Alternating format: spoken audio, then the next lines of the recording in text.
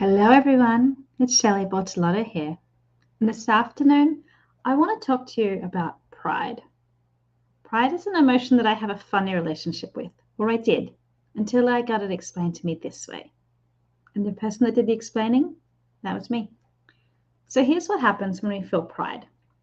Now, the reason I want you to explain that and hear right to the end is because there's a tiny little bit at the end that might explain if you have self-sabotage or if you feel like imposter syndrome. So keep going and I'll talk to you soon. I'll tell you all about it. So when we do something and we have thoughts about it, sometimes those thoughts lead us to feel pride. I did it. Hey, I feel pride. I take actions like I tell people about it. I share what I've been doing. I do more of it.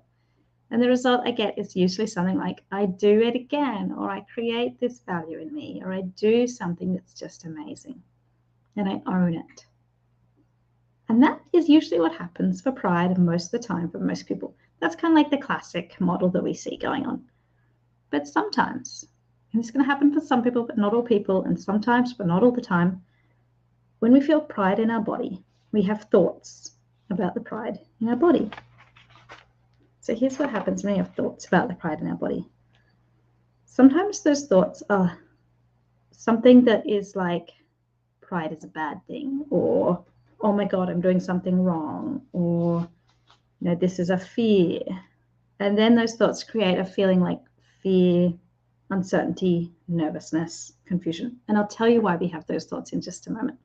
When we have thoughts that make us feel uncomfortable about having pride in our body and put us in those sort of uncertain, worrying, fear emotions, we stop doing the thing and we back away. And we think that because we feel pride and we feel uncertainty about it, that we should stop doing the thing. Now, all that's happening here is that your brain is jumping quickly from pride to something else, some other emotion that you learned, most likely as a child, that's now deep in your subconscious. Now, this happened to me when I was a kid. I had cleaned my room, and I was probably 3 or 4 years old. And I went to Mum. I'm like, Mum, I cleaned my room. It looks amazing.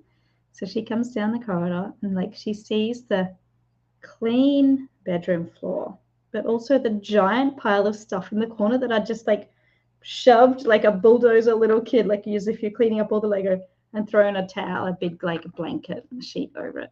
So I hadn't cleaned my room. So I watched her go from hopeful in her expression to disappointed. So I didn't learn to trust pride as an emotion. And this happened a few times where I was very proud of something and I quote unquote discovered through watching my parents' emotion that I'd quote unquote done the wrong thing. So for those ones, I learned that I couldn't trust pride as like a signpost emotion. Because as a little kid, I'm like, I did it really well. And my parents' body language is telling me, no, you haven't done it well. You're not allowed to feel pride here. Pride is a bad emotion. With those thoughts in my head, pride is a bad emotion. I'm not allowed to feel pride. I did the wrong thing. I have feelings like shame and guilt and uncertainty and fear and worry. And it will vary depending on the thought, but it's that sort of flavor of emotions. So from those things, I stopped doing the thing. Now, this is fine. When you're a little kid, you're like, oh, you have to learn how to clean your room properly, right? So that's fine. But it comes up on occasion when I feel pride in something I've done and I share it with the world. And then for some reason, my brain jumps into a different emotion, like, oh, I'm not allowed to feel pride. This is bad. This is shameful. And I make feeling pride not valid. I don't trust pride as a flagging emotion to keep doing the thing. But most of the time now I can. I am doing the thing. I'm coaching people well. I'm helping people. I'm showing up in the world. I'm doing the things I want to be doing. And now I have the context and the understanding of the world to say, yes, this is a good emotion. This is a valid emotion that I want to feel. And I want it attached to this thing that I'm doing. So I actually had to retrain my brain, which I've been doing over the past couple of weeks, to see that pride is good. I can trust pride as a quote unquote flagging emotion to continue doing the thing.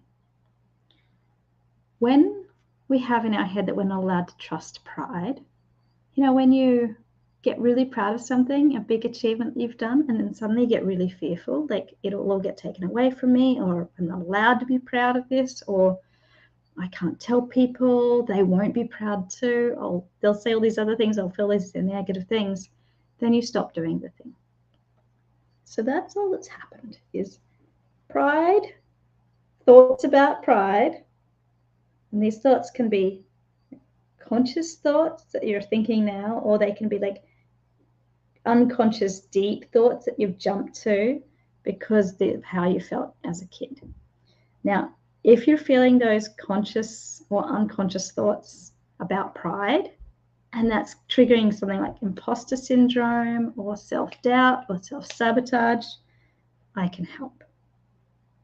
I have already helped because I've explained how it works, and you're probably going, and you might be able to think back to that time when you felt really guilty as a kid about the thing you did, or you might not. You might not remember. It might be too young for you to remember. But there might be this triggered association where you're like, pride was bad, not allowed to feel pride. When I feel pride, it's scary, can't do the thing if I start feeling pride. If that's you, talk to me, because I want to help you through that.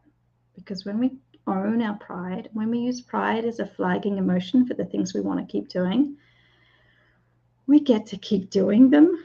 We get to make it fun, just like coaching is always fun. I love you. I will talk to you soon. Tell people about me, because Shelley Bortolotti is a fantastic life coach. But most of all, it's just fun. I will talk to you soon. Bye.